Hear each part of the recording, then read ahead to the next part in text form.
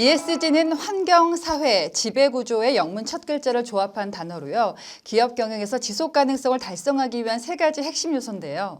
오늘은 ESG 중에서 이 환경 분야를 제대로 이해하기 위해서 이한경 대표님 모시고 얘기 나눠보겠습니다. 대표님 안녕하세요. 네, 안녕하세요. 네, 반갑습니다.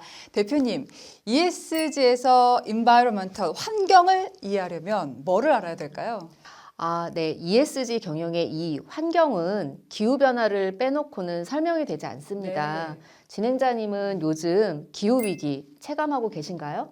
아무래도 뭐 요즘에는 계절성이 뚜렷하지가 않잖아요. 뭐 추웠다가 더웠다가 막 날씨가 막 변하는 거 느껴지고요. 비나 눈도 막 예보 없이 갑자기 많이 내리더라고요. 지구가 참 많이 아프구나 이런 걸 느끼고 있습니다.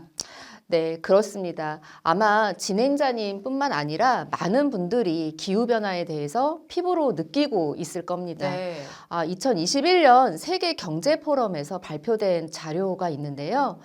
향후 10년 전 지구에서 가장 심각한 위협으로 기후 대응 실패, 네. 극한 기상, 또 생물 다양성 손실이라는 조사 결과가 나왔습니다. 네.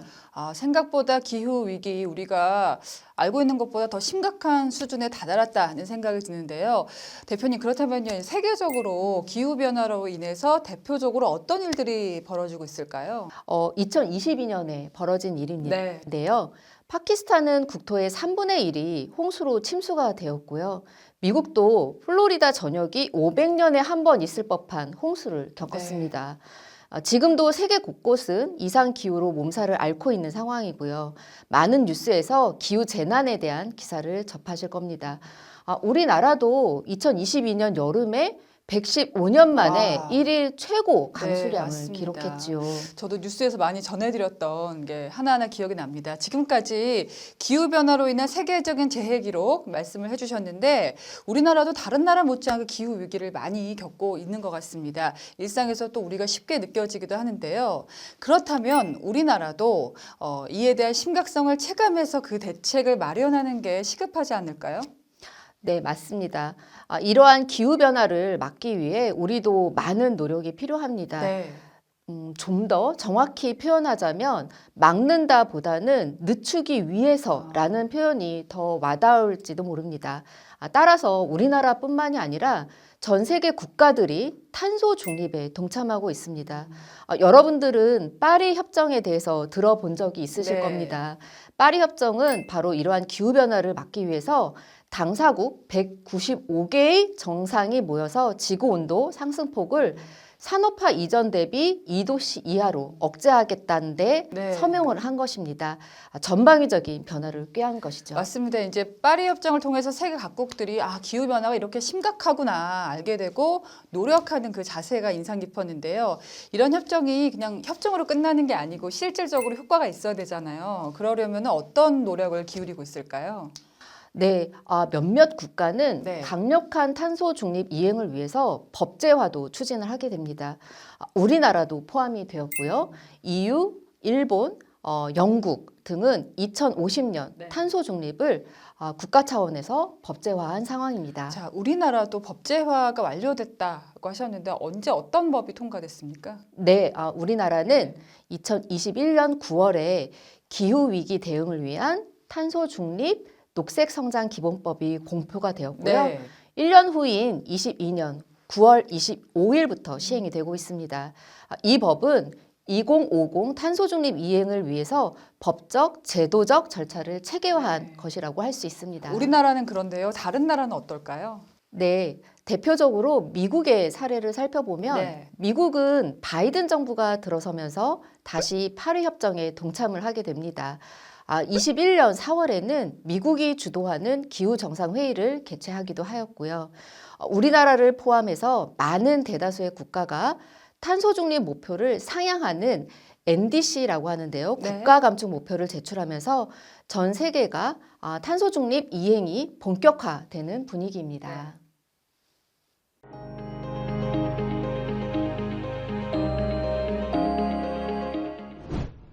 네, 대표님께서 맡으신 이번 차시가 ESG 중에서 이 환경인데요. 앞서 탄소 중립에 대해서 설명해 주셨잖아요. 그 이유가 있죠? 물론입니다.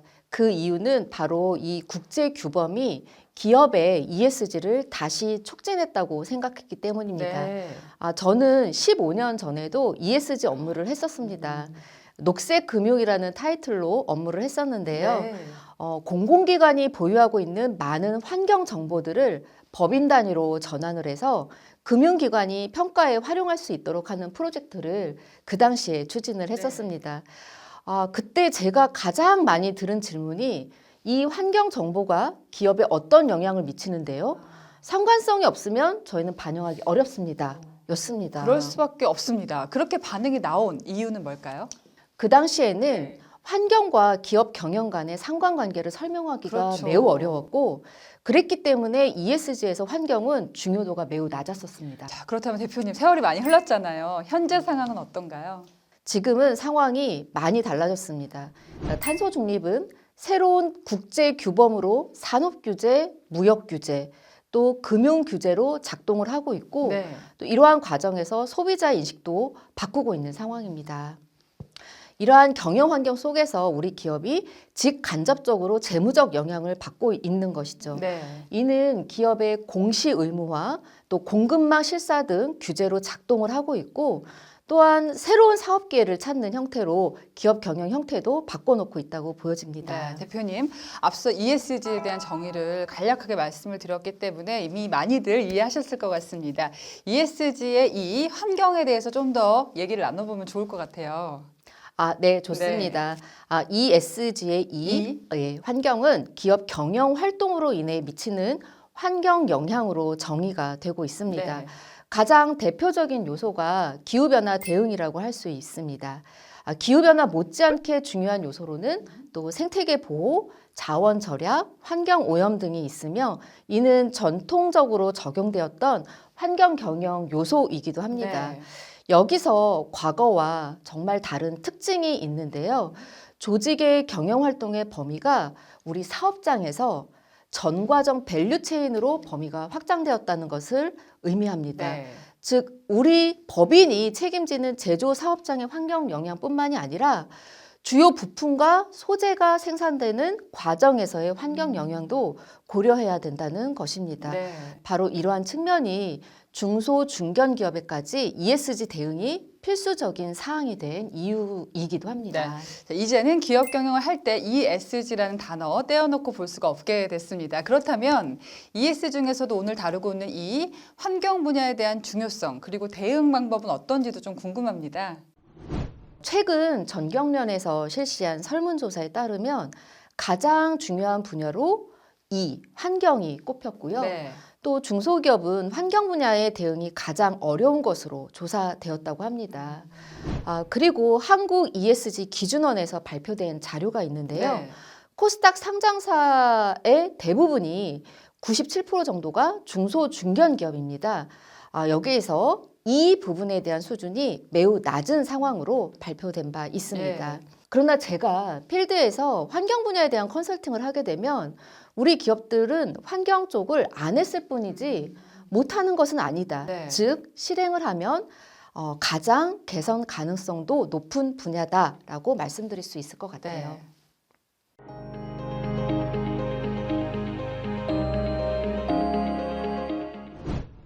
네, 대표님 최근 ESG에 대한 규제가 좀 다양하고 복잡해졌다 이렇게 들었어요. 네, 맞습니다. ESG 규제가 다양하고 복잡하기 때문에 기업 관점에서 내용을 정리해 볼 필요가 있습니다. 네.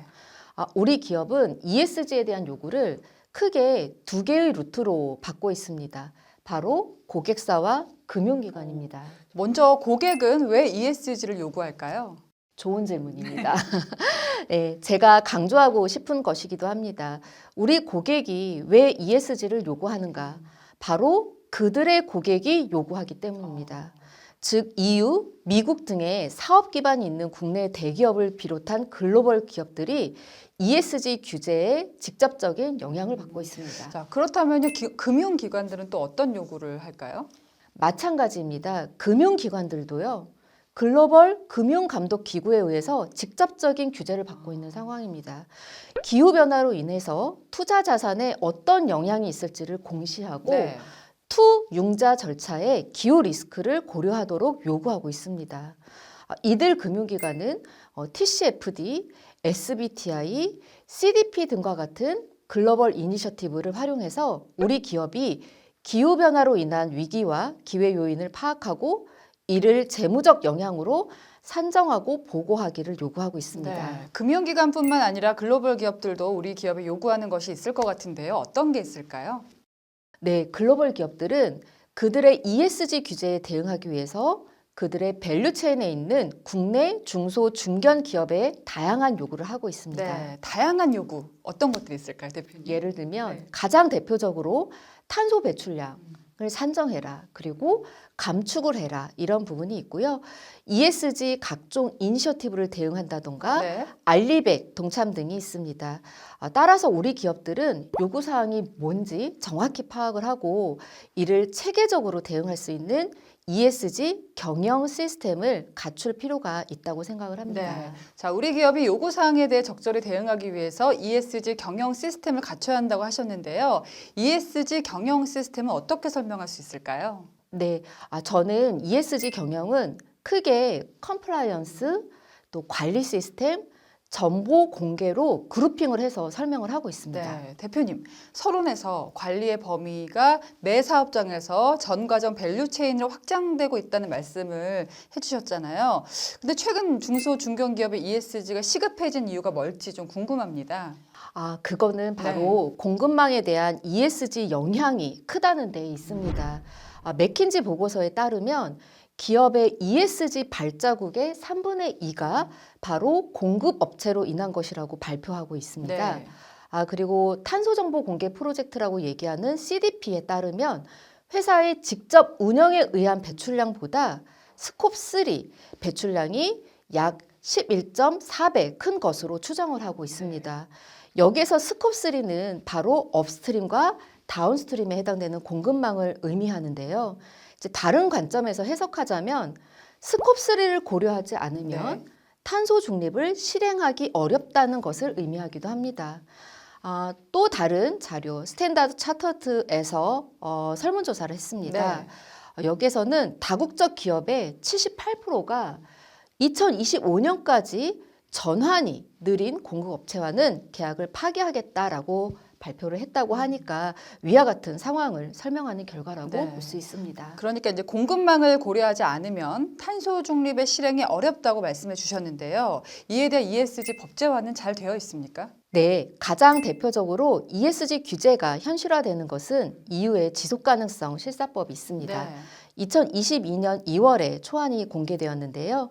EU 의회 승인이 되면 회원국은 2년 이내에 자국의 법으로 법제화를 해야 되는 구조입니다. 그렇군요. EU 회원국의 경우는 그런 거고요. 비-EU 기업, 그러니까 EU가 아닌 기업은 어떻게 해야 됩니까? 네, EU 내 기업뿐만이 아니라 네. 비-EU 기업도 일정 수준의 매출 규모가 있을 경우에는 공급망에 대한 기업 실사 의무를 부여하는 것입니다. 약 13,000개 사회 EU 기업과 4,000개의 비-EU 기업이 대상이 된다고 추정을 하고 네. 있습니다. 대상 기업과 직접 거래하는 협력사들이 실사 대상이 된다는 점이고 아마 이 강의를 듣고 있는 여러분들의 고객이 해당 규제 대상인지 네. 파악하는 것이 중요하겠습니다. EU 차원의 규제가 승인되기 전에 이미 영국, 네덜란드, 독일 등 몇몇 국가들이 국가 차원의 규제를 도입하고 있는 상황입니다. 네. 이미 국내 기업들은 RBA라든가 에코바디스와 같은 대응 요구를 받고 있는 것으로 알고 있습니다. 자, 그러면 실사의 범위는 어떻게 될까요? 실사의 범위는 인권과 환경으로 요약할 수 있고 이 중 환경은 생물 다양성, 화학물질, 유해 폐기물 등 국제 협약이 그 대상이 되겠습니다. 이는 과거 협력사가 납품하는 소재, 부품 단위의 규제에서 사업장 또 기업 단위의 규제로 책임의 범위가 확대되었다는 것을 시사하기도 합니다.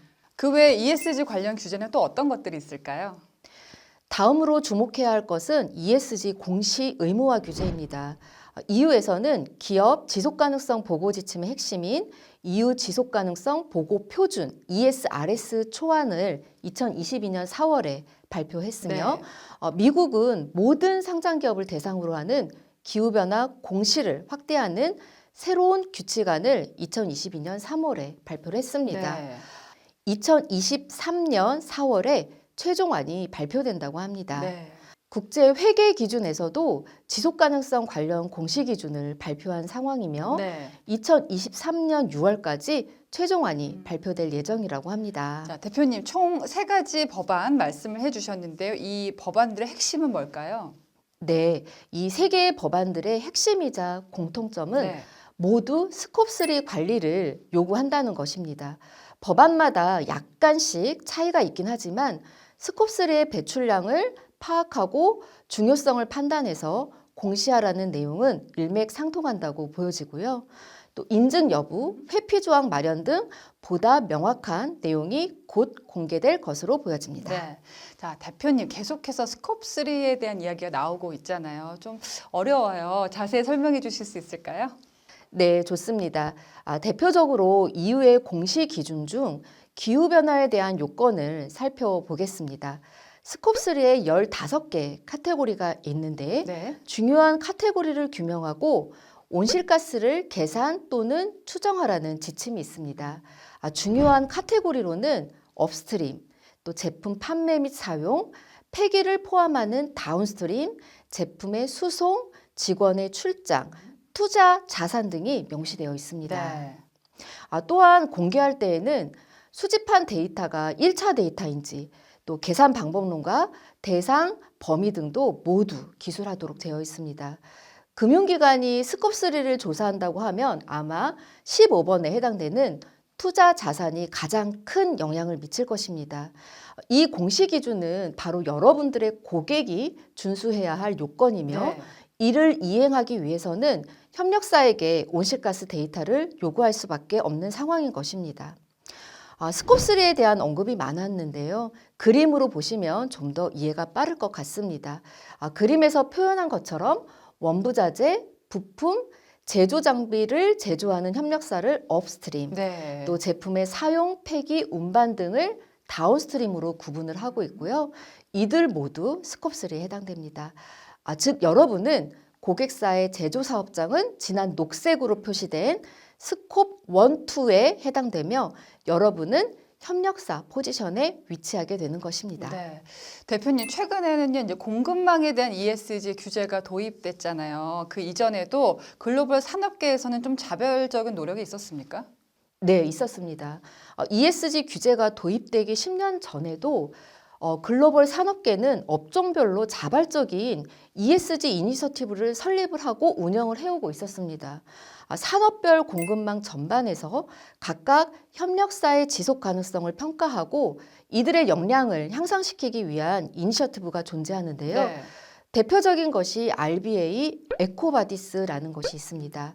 RBA는 책임 있는 비즈니스 동맹이라고 저희가 인식을 하시면 되는데요. 네. RBA의 경우 전기전자, 자동차 산업 등 포괄적으로 적용되는 이니셔티브다라고 이해하시면 됩니다.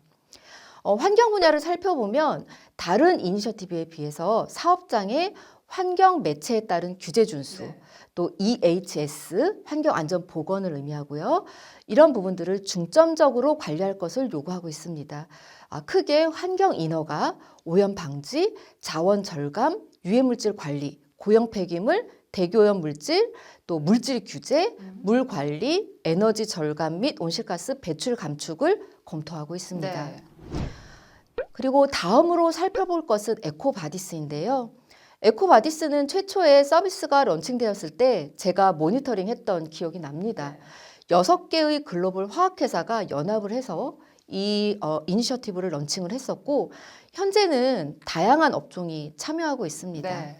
One Audit for All이라고 해서 협력사의 감사 결과를 공유하자는 기능이 핵심입니다. 자, 대표님께서 직접 에코바디스에 대해서 모니터링을 하셨다고 하니까 그 내용을 더 잘 아실 것 같아요. 에코바디스의 환경 분야 특징은 어떤 건가요? 네, 에코바디스 환경 분야 내용을 살펴보면 에너지 및 온실가스, 용수 폐수 관리, 생물 다양성, 오염 관리, 원부자재 및 폐기물, 제품 사용, 제품 전주기, 소비자의 안전 등을 다루고 있습니다. 네. 네, 이러한 내용으로 비추어 볼 때 에코바디스의 환경 분야에서의 특징으로는 네. 다른 것에 비해서 제품 환경과 안전 이슈를 중요하게 다루고 있다는 점입니다. 자, 그렇다면 공급망 관리 부분은 어떨까요? 에코바디스는 협력업체의 공급망 관리를 별도로 분리해요 관리를 하고 있습니다. 이런 점에서 제품 이슈를 중요하게 보고 있다고 판단됩니다. 네, 에코바디스에 대해 많이 알아본 것 같은데요. 네. 다른 이니셔티브에 비해서 에코바디스에서 뚜렷하게 보이는 특이점이 있습니다. 바로 에코바디스 평가 등급 체계를 갖추고 있다는 점입니다. 우리 산업계는 글로벌 기업으로부터 우선 평가 등급을 받아라 라는 요구를 받고 있고 네. 평가 등급을 제출할 경우에 향후에 더 높은 등급을 요구할 가능성이 높은 거죠. 대표님께서 직접 모니터링 하신 적이 있는 거군요. 서로 좀 협력사에 대한 감사 결과를 공유하게 되면은 ESG 공동 대응에 많은 도움이 됐을 거다 이런 생각이 들거든요. 그렇습니다. 그 당시만 하더라도 단순히 산업계의 자발적 프로그램이라고 여겼었는데 막상 공급망 실사법을 앞두고 있으니 선진 기업들은 이미 다 준비가 되어 있겠다라는 생각이 들었습니다. 실제 글로벌 기업이 공급망 실사법을 선제적으로 대응하는 모습은 바로 이러한 이니셔티브를 이용하는 것이기 때문입니다. 네. 그 외에 제약 산업에서는 PSCI라는 것이 있고 섬유 업종에서는 지속 가능한 의류 연합이 그러한 역할을 하고 있습니다. 네. 이러한 글로벌 이니셔티브들은 국제기구의 ESG 규약을 이미 포함하고 있으며 또 업종 특화된 규정을 포함하는 형태를 띈다고 이해하시면 되겠습니다. 네. 자, 대표님, 우리가 주목해야 할 또 다른 ESG 규제가 있다면 어떤 것이 있을까요? 네, 또 있습니다. 그건 바로 자동차 배터리에 적용되는 제품에 대한 LCA 규제입니다. LCA는 제품의 원료 채취, 제조, 수송, 사용, 폐기에 이르기까지 전 과정에 걸친 환경 영향을 평가하는 기법입니다. 앞서 설명한 스콥3 범주와 맥락을 같이 하고 있습니다. 네. 2024년부터 판매되는 배터리는 전 과정 탄소 발자국을 공개하도록 하고 있으며 신차에 대한 탄소 배출 규제를 운행 기준에서 전 과정 기준으로의 전환을 검토하고 있습니다. 네. 대표님, 탄소 배출 규제 방식을 운행 기준에서 전 과정 기준으로 전환하는 것을 검토 중이라고 하셨는데 여기서 운행 기준 그리고 전 과정 기준 어떤 뜻인가요? 운행 기준은 자동차의 운행 단계에서의 탄소 배출량을 보는 것이고요. 네. 전 과정 기준이라 함은 자동차의 생산 단계까지 탄소 배출량을 고려한다는 의미입니다. 배터리 제조 단계의 탄소 배출량이 높기 때문에 이 제도가 도입될 경우에는 자동차가 어느 나라에서 생산되는지도 매우 중요한 고려 요소가 된다는 의미가 네. 됩니다. 글로벌 카 메이커와 거래하는 국내 중소 중견기업이 바로 이 LCA를 직접적으로 요구받는 이유이기도 합니다. 이외에도 나이키라든가 애플 등 글로벌 기업들은 그들의 제품에 카본 풋프린트를 줄이기 위해 협력사에게 LCA 수행을 요구하기도 합니다. 이대로라면 뭐 LCA 요구가 앞으로 더 중요해지겠다라는 생각이 드는데요. 이 중요성을 더 알기 위해서 우리는 LCA가 뭔지 그 개념을 좀 정확히 이해할 필요가 있어 보여요. 네, 맞습니다. 좀 더 개념을 정확히 이해해 보도록 하겠습니다. LCA는 전 과정에 걸친 물질 밸런스를 정량화하는 거고요. 네. 물질 밸런스는 투입 물질, 또 에너지, 또 배출 물질 등을 의미합니다. 또 이들 물질이 지구 온난화, 부영향화, 산성화 등과 같은 환경에 미치는 영향을 평가하고 개선하는 환경 경영 기법입니다. 그러면 LCA는요, 국제 표준화도 됐습니까? 네, ISO 14040 시리즈로 국제 표준화가 된 방법론이고요. 네. 우리나라에서도 20년 훨씬 전부터 방법론이나 데이터베이스 등을 구축을 했습니다. 그러나 의무적인 사항이 아니었기 때문에 활성화되지 못했었죠. 최근에 LCA 규제로 인해서 관련 인프라를 재정비하고 있는 상황입니다. 2022년부터 본격적으로 국가의 인프라 시설이나 기초 소재에 대해서 데이터베이스 구축 사업이 추진되고 있습니다. 네. 저도 환경 컨설팅을 LCA로 시작을 했어요. 그래요? 네, 20년 전에 데이터베이스 구축 사업 했고 네. 또 LCA를 기반으로 하는 환경성적표지 제도 연구를 한 바가 있습니다만 최근에 이렇게까지 주목을 받게 될 줄은 몰랐습니다. 그렇군요. 대표님, LCA와 더불어 중요한 개념으로 LCCO2가 있다고 들었습니다. 네. 이건 또 뭔가요? LCCO2는 LCA와 시스템 경계는 동일합니다. 그러나 투입 물질, 산출 물질을 모두 CO2로 환산해서 계산해야 한다는 것이 네. 차이가 있습니다. LCA는 자원 고갈 측면이나 산소화, 부영양화 등 다양한 환경 영향 범주에 대한 평가를 같이 하는 반면에 네. LCCO2는 CO2 값으로 그 영향을 판단한다라는 점이고요. 간혹 고객사들이 LCCO2를 요구한 것과 LCA를 요구한 것의 차이를 인식하지 못하고 대응하는 경우를 많이 봤습니다. LCA와 LCCO2는 서로 다른 옵션에 대한 다른 결과물을 제공해 줄 수 있다는 점을 말씀드리고 싶습니다. 네. 즉 LCA는 멀티 크리토리아, 또 지구 온난화 외에 다양한 환경 측면을 고려한다면 LCCO2는 지구 온난화 관점만을 보기 때문입니다.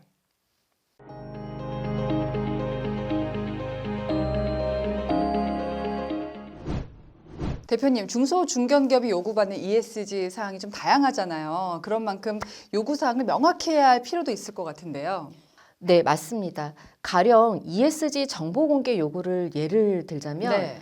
단순 정보 공개인지 또 제3자로부터 실사를 받으라는 것인지 평가 등급을 요구하는 것인지에 따라서 우리의 대응도 달라지기 때문에 요구 사항을 명확히 해야 할 필요가 있습니다. 네. 특히 온실가스 배출량의 경우에는 이게 사업장 단위인지 제품 단위인지 또 단순한 배출량인지 감축량인지 감축 잠재량인지 다양한 목적에 따라서 요구사항이 있습니다. 네. 중소중견기업이 가장 많이 요구받는 카본 풋프린트는 어떤 것들이 있을까요? 크게 세 가지 유형으로 구분될 수 있습니다. 네. 하나씩 살펴보도록 하겠습니다. 첫 번째 유형으로는 카본 풋프린트를 사업장 조직 경계를 기준으로 스콥 1과 2를 산정하는 것입니다. 즉 조직 경계, 운영 경계에 따라서 배출원을 정의를 하고 연료 등 에너지 사용량과 배출 개수를 적용을 해서 산정하는 것을 의미합니다. 네. 이는 IPCC 가이드라인과 국내에서도 목표 관리제라든가 배출권 거래제 실시에 따라서 국가에서 이미 산정 가이드가 잘 정리되어 공개가 되어 있습니다. 두 번째 유형은 사업장 단위의 카본 풋프린트를 제품 단위로 할당을 하는 것인데요. 네. 가장 어려워하는 부분입니다. 알기 쉽게 그림으로 살펴보겠습니다. 한 사업장에서 제품 1과 제품 2가 동시에 생산된다고 했을 때 특정 제품에만 기여하는 공정은 100% 배정을 하고요. 네. 제품 1과 2 모두 영향을 미치는 공정은 질량이라든가 부피, 에너지 등 일정 기준에 따라서 할당을 하는 것을 의미합니다. 공정 간 물질 흐름이 복합적으로 나타나는 기업은 이러한 접근 방법론을 다소 어려워하는 그런 이유이기도 합니다. 네. 세 번째 유형은 탄소 중립 기여도를 산정하는 부분인데요. 기존 제품 대비 공급 제품, 서비스에 대한 시나리오를 기반으로 해서 카본 풋프린트를 산정을 하는 네. 것입니다. 제가 최근에 산업계로부터 가장 많은 요구를 받는 분야인데요. 저탄소 소재라 저탄소 기술을 도입하고자 할 때 기존 대비 얼마나 감축 효과가 있는지를 나타내는 시나리오 기반 산정 방법론입니다. 최근에 탄소 중립 관련 R&D를 추진할 경우에 관련 연구 분야가 함께 제시되는 흐름이 있는 것 같습니다. 네. 그러니까 ESG에 대한 국제 표준, 산업계 글로벌 이니셔티브, 민간 ESG 평가 기관의 요구사항 정말 다양한데요. 그렇다면 결국 ESG 대응 구조는 어떻게 도출되는 걸까요? 네, 종합해 보면 결국 컴플라이언스, 매니지먼트, 임플리멘테이션, 디스클로저와 같은 ESG 대응 구조가 도출되게 됩니다. 그림으로 살펴보면 더 쉽게 이해할 수 있을 것 같습니다. 가장 기초적인 단계인 컴플라이언스, 즉 환경 규제를 잘 준수하고 있는가에 대한 물음이 있습니다. 네. 환경 관련 규제는 사업장의 오염 관리를 위한 규제와 제품의 유해화학 물질 관련 규제로 요약될 수 있습니다. 두 번째로는 관리 역량을 묻고 있습니다. 가령 조직과 시스템이 갖추어져 있고 관련 데이터를 모니터링하며 또 지속적인 개선을 추구하는지를 묻고 있습니다. 네. 관리 시스템에서 가장 중요한 것은 우리 기업이 무엇을 관리하는가를 정의하는 것에서부터 시작한다고 볼 수 있습니다. 즉, 성과 지표를 세팅하는 것이 중요하겠습니다. 세 번째로는 실질적인 실행을 했는지, 네. 그에 따른 성과를 묻는 질문이 있습니다. 개선을 위해 어느 정도 투자를 했는지, 그로 인한 성과가 어떻게 표출되는지를 묻고 있습니다. 마지막으로는 일관된 형태로 정보 공개를 하고 있는지를 묻고 있습니다. 대표님, 이런 대응 체계를 갖추게 된다면 앞으로 또 어떻게 될까요? 네, 컴플라이언스, 매니지먼트, 임플리멘테이션, 디스클로저의 대응 체계를 모두 갖추게 된다면 네. 웬만한 ESG 대응은 체계적으로 가능할 것으로 판단이 됩니다. 자, 많은 중소 중견기업은 ESG를 국제 준수 관점에서 바라보는 경향이 있다는데 어떨까요? 맞습니다. 네. 그러한 경향이 있는 게 사실입니다. 탄소 중립 ESG로 인해서 생태계가 크게 요동치고 있죠. 이는 ESG 개선을 위한 솔루션 비즈니스를 할 경우 위기가 아닌 새로운 비즈니스 기회로 작동됨을 우리는 인지할 필요가 있습니다. 탄소 중립을 선언한 기업들은 향후 막대한 투자를 통해서 제품과 사업장을 저탄소로 전환하려고 할 것이고 네. 가령 에너지 효율화 기술, 또 탄소 저감 기술, 순환 경제 기술 등과 같은 솔루션은 향후 엄청난 시장 수요를 직면하게 될 것입니다. 실제 작년에 제가 경험한 일인데요. 네. 국내 특정 기업의 협력사가 자신의 납품하는 소재에 대해서 50% 이상 온실가스를 줄여서 납품하라는 오더를 받고 어떻게 해야 되냐고 예. 물어온 적도 있습니다. 이러한 상황을 오히려 기회로 여긴다면 엄청난 사업 기회가 생기게 되는 것이죠. 여러분들의 비즈니스가 이러한 ESG 솔루션 시장으로의 전환이 가능한지도 검토하시길 추천드립니다. 자, 그럼 우리 기업들이 ESG 경영 방침과 수준을 이제 정해야 되잖아요. 어떻게 하면 좋을까요? 제가 중소기업 대표님들과 대화를 할 때 네. ESG의 경영 방침을 크게 세 가지로 설명을 드리고 있어요. 첫째는 본인의 사업 외에 네. 재생에너지라든가 그린 모빌리티, 순환 경제 등의 분야에서 새롭게 신사업을 추진할 수 있는가라는 측면을 말씀드리고 있고요. 두 번째는 본인의 사업에 기후나 환경 측면에서의 강점을 부과를 해서 수주 경쟁력을 높이는 전략을 말씀드립니다. 네. 그리고 마지막은 본인의 사업이 잘 유지될 수 있도록 규제 준수 차원에서 소극적으로 대응하는 방법도 말씀을 드립니다. 이 세 가지는 레벨이나 우선순위가 있는 것은 아니고요. 네. 유형을 구분한 것이다라고 말씀드리고 싶습니다. 모든 영역이 쉽지 않은 도전인데 우리 사업이 ESG 관점에서 지속 가능한지 살펴보는 것은 매우 의미가 있을 것입니다. 한 가지 유용한 툴을 소개해 드리고 싶은데요. ESG 경영을 도입하기 위해서 자사 여건에 맞는 관리 지표를 도입할 것을 제안을 드립니다. 네. 특히 환경 분야에 대한 도움을 받고 싶으시다면 2021년에 중기부와 아세이에서 발주를 하고 네. 에코앤파트너스가 수행한 ESG 이행 가이드를 참고해 보시면 좋을 것 같습니다. 네. 이 가이드라인의 특징은 환경 분야에서 수행 방법론과 사례가 다른 가이드에 비해서 좀 많이 담겨져 있습니다. 네. 공급망 대응 관점에서 중소 중견 기업이 요구받을 가능성이 높은 관리 지표를 선정해서 제시가 되어 있고요. 특히 국제 표준과 산업 표준, 국내 다양한 평가기관의 지표 등을 종합적으로 고려를 한 내용입니다. 네. ESG 관리 지표 어떻게 제시되고 어떻게 구성되어 있는지 좀 궁금합니다.